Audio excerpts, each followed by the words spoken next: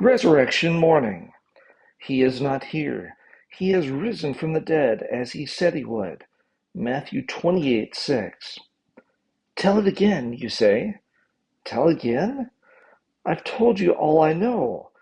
I've even told you what I don't know. But some are just arriving. They haven't heard what you saw. Tell us again. The heavy door opened and shut quickly as two more men entered the small room. Claudius supposed this was a storage room, but he wasn't sure. It was too dark. The only light was a slit of afternoon sunshine creeping through an opening in the wooden shutters and streaking across the faces of the listeners. The group numbered 15, maybe 20, about as many men as women. A few were shaven, most bearded. A few asked questions. A few shook their heads. All sat with eyes fixed on the young soldier, whose story they longed to hear but did not know whether to believe. Claudius took a breath and began his story again. I wasn't supposed to work that night. I'd worked over the Sabbath and was tired.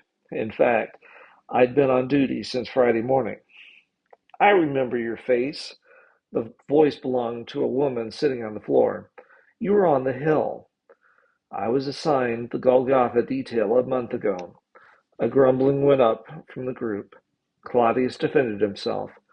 I didn't ask for it. I was given it. Emotion was thick in the room, but then someone was urging, Go on, finish the story. Claudius again shifted his weight. He would never have imagined himself in a room full of Jews.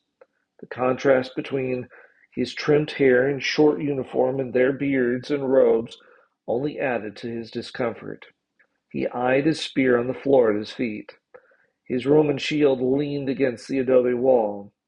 Coming here was a dangerous move. He had been uneasy ever since he had arrived in Jerusalem a few months back.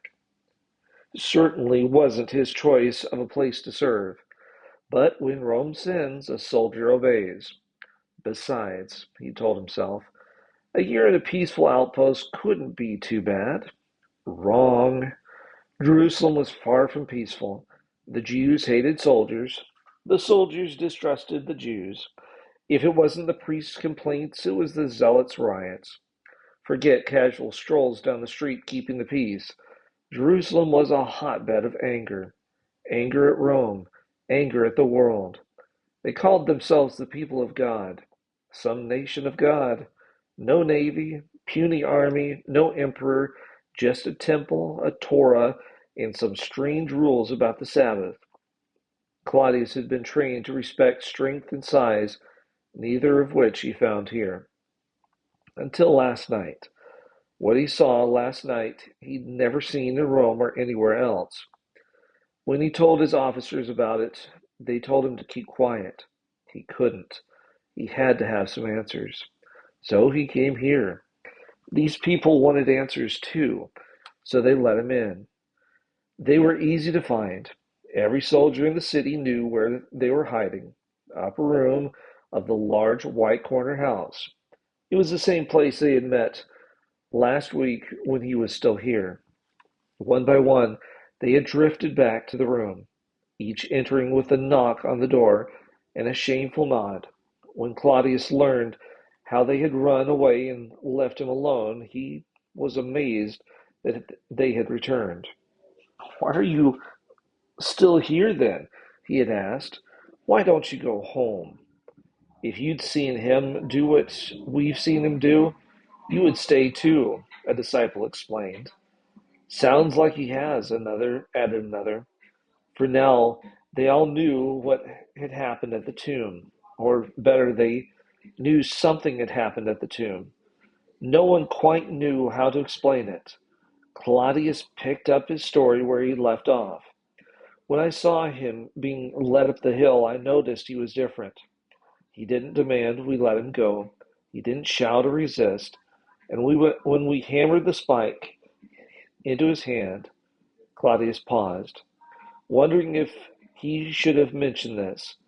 An encouraging nod from one of the women told him to continue.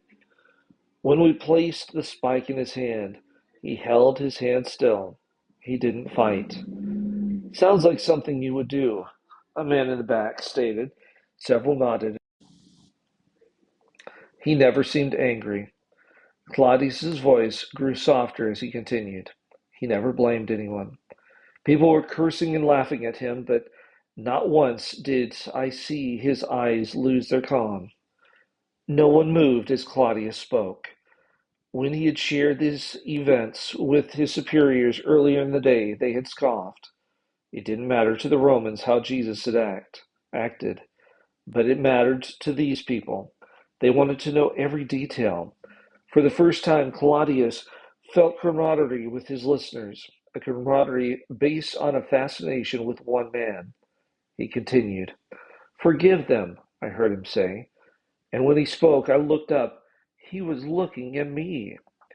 His face was a mask of blood and spit, but he was praying for me. The only movement in the room was the nodding of heads. After the crucifixion, I helped lower the body and lay it on the ground. I waited as these women, he motioned to several near the front, I waited as they prepared the body, and then I saw that it was placed in the tomb. I thought my day was over. It took 4 men to close the grave's opening with a huge stone. When we turned to leave, word came that Pilate and the temple leaders were nervous that somebody would steal the body. We were told to seal the tomb and stand guard all night. There were several of us, so we built a fire and took turns. I was the first to sleep. When they woke me for my turn, it was an hour before dawn. The night was black as any night I can remember. The moon was small, and the stars were hidden by the clouds. I stood on one side. Another soldier stood on the other. He laughed about how easy it was to guard a tomb. Not often does a soldier get guard duty in a cemetery. Maybe we dozed off because at first I thought I was dreaming. The ground began to shake violently. It shook so hard I fell to the ground. Rocks fell from the walls behind us. Sparks flew from the fire. The soldiers asleep on the ground jumped up. I know they were standing because when the light hit them, I could see their faces, like it was broad daylight. "What light?" someone asked. "You tell me," Claudius demanded. "Where did that light come from?" The rock rolled back and the light roared out. A burst of fire with no heat. A gust of wind blew from the tomb, put out the fire, knocked us back, and the next thing I knew, the tomb was empty. I looked at the soldiers. They were stunned. About that time, these 2 women appeared. "That's when we saw the angel," Mary blurted. "He was sitting on the rock. He told us that Jesus was not here. He told us that—" She hesitated. Knowing her words would be hard to believe. "He told us that Jesus is no longer dead." Her words rang in the room like the peal of a bell. No one dared speak. Finally, one did. A clean-shaven younger man said softly but firmly, just like he said he would. "You mean he said he would do this?" Claudius said. "More than once. But we didn't understand. We didn't believe until today." "John," one of the women asked the man speaking, "you were there. You went to the tomb. Is that what you saw?" "Peter and I saw the tomb. We saw it open and empty, but we didn't see Jesus." Once again, the room was quiet. Then Claudius broke the silence. "I have a question. I've told you what you wanted to know. Now you tell me what I want to know. This has been on my mind all week, all weekend. It's been on my heart ever since I struck the nail into Jesus' hands. Who is this man? Who is this Jesus?" If any head had hung before, it lifted at this moment. If any thoughts had wandered, they wandered no more. "Is there any doubt?" Mary said. Her eyes were bright. She jumped to her feet as she spoke. I saw him. I saw him risen from the dead. He is who he said he was. He is the Son of God. With that statement, the room broke into chaos. Impossible. No, she is right. Let her speak. Why did he let them kill him if he's the Son of God? It doesn't make sense. What doesn't make sense is why you can't believe. Claudius was silent. What he was hearing, he could not handle, but what he had seen at the grave, he could not deny. He leaned over and put his elbows on his knees and buried his face in his hands. Thoughts rumbled in his head. He was so intent that he didn't notice the sudden silence. Stillness reigned for several seconds before he raised his head. A light filled the room. He looked at the door and the window. They were still closed. Faces that had been cast in shadows now beamed. All eyes stared in his direction, not at him, but behind him. But before he could turn to see what they were seeing, a hand was on his shoulder. When Claudius turned to look at the hand, he found the answer for his heart.